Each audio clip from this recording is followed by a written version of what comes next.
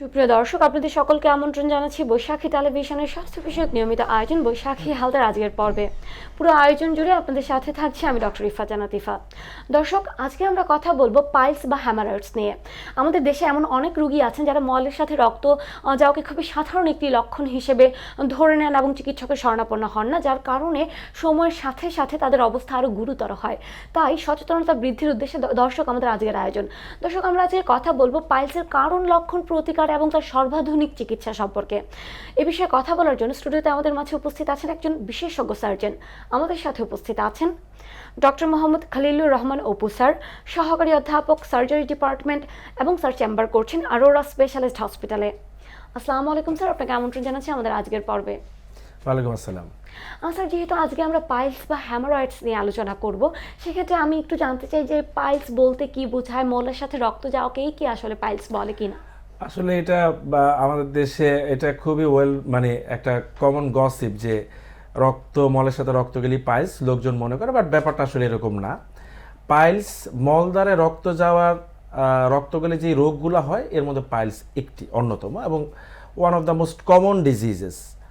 এবং পাইলস বলতে আমরা আসলে বুঝাই যে মলদ্বারে আমাদের যেই অ্যানাল কুশন থাকে সেই কুশন যদি বড় হয়ে যায়, বা এটা আসলে artery venous structure, that means রক্তনালী বলতে পারেন। সোজা বাংলা যদি আমি বলি যে মলদ্বারে যে আমাদের যে রক্তনালীগুলো আছে সেগুলো যদি নর্মালের চেয়ে বড় থাকে তাকেই আসলে পাইলস বলা হয়। আচ্ছা স্যার, পাইলস হবার কারণগুলো কি কি? একজন পেশেন্টের যে এই যে পাইলস হচ্ছে, যেমন অনেক সময় প্রেগনেন্ট ওমেনদের আমরা দেখি যে সাধারণত খুব বেশি আফটার ডেলিভারি ওনারা পাইলসের সমস্যায় ভুগছেন। তো এই যে পাইলস হবার বিভিন্ন ধরনের কারণ আছে, এর যে কমন কারণগুলো সেগুলো আপনার থেকে আমি একটু জানতে আসলে চাইবো। পাইলসের প্রধান কারণ আমরা বলে থাকি স্ট্রেনিং, মানে যদি কোনো পেশেন্ট খুব চাপ দিয়ে দিয়ে পায়খানা করে, মলত্যাগ করে, তাহলেই তার পাইলস হওয়ার সম্ভাবনা বেড়ে যায়। এখন চাপ দেওয়ার বিভিন্ন কারণ আছে, যেমন একটা পেশেন্টের যদি কনস্টিপেশন থাকে, তার মল শক্ত, সেই ক্ষেত্রে সে চাপ দিয়ে দিয়ে পায়খানা করবে। একজন তার পেলভিক ফ্লোর ডিসফাংশন আছে, আমাদের যে মলত্যাগের যেই মেকানিজম আছে সেটা কিন্তু বেশ কমপ্লেক্স।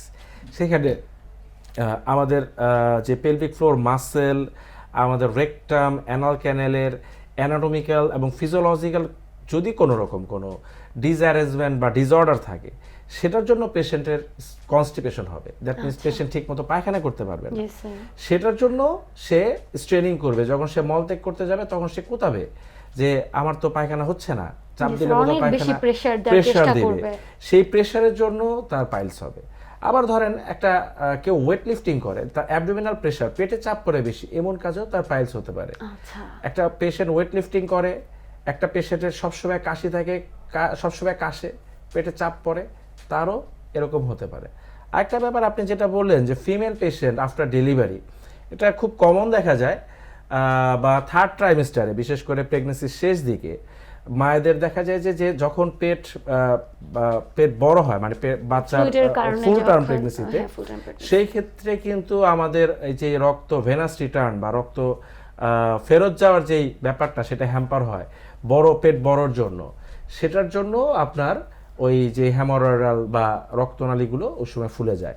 সেটা একটা বড় কারণ। আপনার কথাটা খুবই ইম্পর্ট্যান্ট যে টার্ম প্রেগনেন্সি থেকে শুরু করে, মানে প্রেগনেন্সির শেষের দিক থেকে শুরু করে ডেলিভারি পর্যন্ত কিন্তু মহিলাদের প্রচুর পাইলসের পেশেন্ট আমরা পেয়ে থাকি। স্যার, আমরা তো জানি এখন মার্চ মাস কোলোরেক্টাল ক্যান্সারের সচেতনতা দিবসের মাস হিসেবে সারা বিশ্বব্যাপী পালিত হচ্ছে।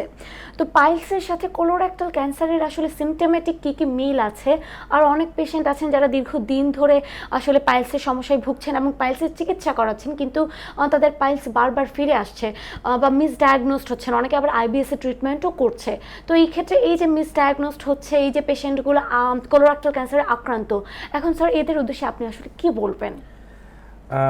ধন্যবাদ আপনাকে। আসলে পুরো মার্চ মাস জুড়েই কোলোরেক্টাল ক্যান্সার অ্যাওয়ারনেস একটা মাস হিসেবে সবসময় আমরা সেটা পালন করে থাকি।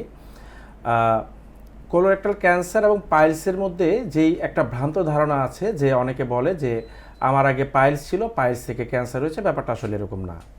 পাইলস এবং কোলোরেক্টাল ক্যান্সার দুটো ডিফারেন্ট ডিজিজ। এরকম হতে পারে যে একজন কোলন ক্যান্সার বা রেকটাল ক্যান্সার অথবা কোলন ক্যান্সার আক্রান্ত রোগী, তার সাথে অ্যাসোসিয়েটেড পাইলস থাকতে পারে, but piles converted to cancer এটা আসলে হয় না। আচ্ছা স্যার। সেই ক্ষেত্রে আসলে এই ধারণাটা একটা মেসেজ আমি আসলে দর্শকদের জন্য বলতে চাই যে পাইলস অনেকদিন থেকে যে সেখান থেকে ক্যান্সার হয়ে যাবে ব্যাপারটা এরকম না।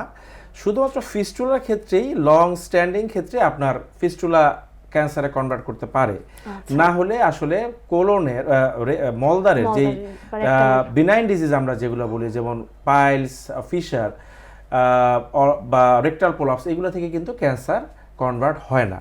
দুটো আলাদা আলাদা ডিজিজ থাকে। আর একটা আপনি বলেছেন যে পাইলসের চিকিৎসা করেছে কিন্তু পাইলস ভালো হচ্ছে না, বারবার অপারেশনের জন্য আসছে। আসলে এই ক্ষেত্রে একটা ইম্পর্ট্যান্ট ফ্যাক্টর হলো ইনিশিয়াল ডায়াগনোসিস যদি ঠিক না থাকে। দেখা গেল একটা পেশেন্টের পাইলস আছে, সাথে অন্য ডিজিজও আছে।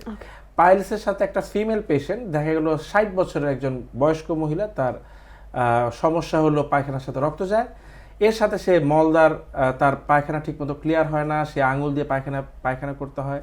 এখন কোন একজন সার্জন শুধুমাত্র তার পাইলসের চিকিৎসা করলো, তার যে প্রি এক্সিস্টিং যে অন্যান্য অবস্ট্রাকটিভ ডেফিকেশন সিনড্রোমের যে অন্য কম্পোনেন্টগুলো, যেমন তার রেক্টোসিল অথবা ইন্টারসেপশন যদি থাকে, সেগুলো সে অ্যাড্রেস করলো না, তাহলে কিন্তু তার আসলে তার সিমটম ইমপ্রুভমেন্ট হবে না। সেই ক্ষেত্রে শুধুমাত্র তার পাইলস যে রক্ত যাওয়ার ব্যাপারটা হয়তো কমে যাবে, কিন্তু অন্যান্য যে সমস্যা, তার মল ক্লিয়ার হচ্ছে না, সে বাথরুমে যে দীর্ঘক্ষণ বসে থাকতেছে, সেগুলো কিন্তু তার ক্লিয়ার হবে না, এবং সেই ক্ষেত্রে সে বারবার ডক্টরের কাছে হয়তো বা নক করবে।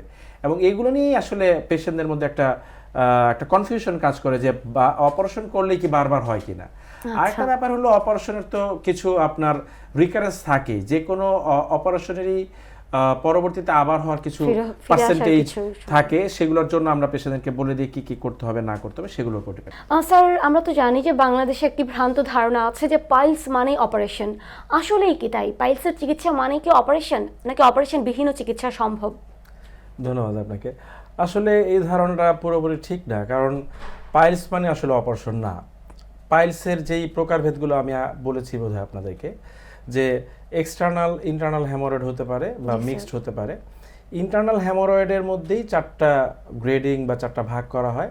সেখানের মধ্যে মানে গ্রেড 1, 2, 3, 4 বা first degree, second degree, third degree, 4 degree haemorrhoid আমরা বলি। সেখানে প্রথম 2টা মানে first degree, second degree haemorrhoid কিন্তু আসলে ওষুধের মাধ্যমে চিকিৎসা করা হয়। এবং শুধু ওষুধ না, বেসিক্যালি ব্যাপারটা একটা লাইফস্টাইল মডিফিকেশন।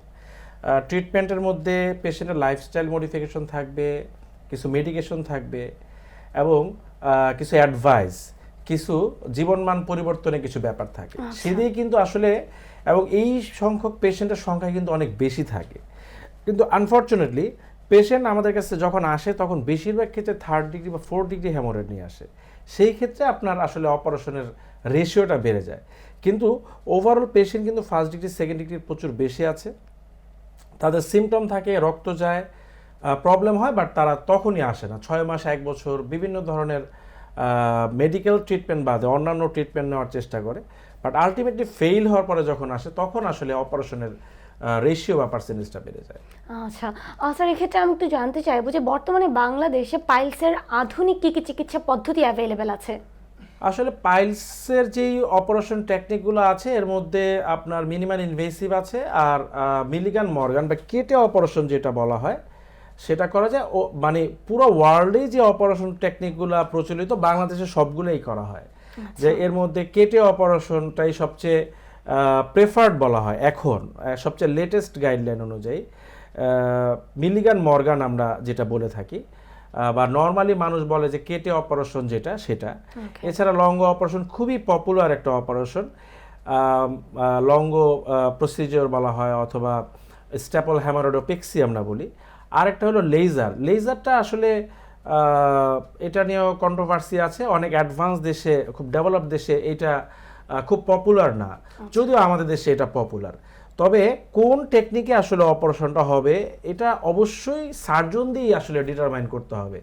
কারণ একটা পাইলস মানে শুধু পাইলস না, এটার ডিগ্রি গ্রেডিং আলাদা হতে পারে, এবং এটা একটা থাকতে পারে, 2টা থাকতে পারে, 3টা, ইভেন সার্কামফারেন্সিয়াল অনেকগুলো পাইলস একসাথে একটা পেশেন্টে থাকতে পারে। এবং পেশেন্টের কন্টিনেন্স, পায়খানা, মলত্যাগ করার যে স্ফিংটার, সেটার কন্ডিশন, পেশেন্টের বয়স, অনেক কিছু মিলেই কিন্তু আসলে অপারেটিভ টেকনিকটা ডিসাইড করা হয় যে এই পেশেন্টের জন্য কোন টেকনিকটা সবচেয়ে অ্যাপ্রোপ্রিয়েট। এটা কিন্তু আসলে পেশেন্ট আমাদের কাছে এসে বলে যে ডক্টর আপনি আমাকে এটা এইভাবে অপারেশন করে দেন, এটা আসলে কিন্তু ঠিক না। উচিত হলো ডক্টর পেশেন্টের জন্য যেটা ভালো মনে করবেন সেটাই আসলে অ্যাডপ্ট করা উচিত। স্যার আপনাকে অসংখ্য ধন্যবাদ আপনার শত ব্যস্ততার মাঝে আমাদের সময় দেওয়ার জন্য। ধন্যবাদ। সুপ্রিয় দর্শক, এই মুহূর্তে আমরা অনুষ্ঠানের একেবারে শেষ পর্যায়ে চলে এসেছি। পরবর্তী পর্ব দেখার আমন্ত্রণ জানিয়ে বিদায় নিচ্ছি। সুস্থ থাকবেন, ভালো থাকবেন, আল্লাহ হাফেজ।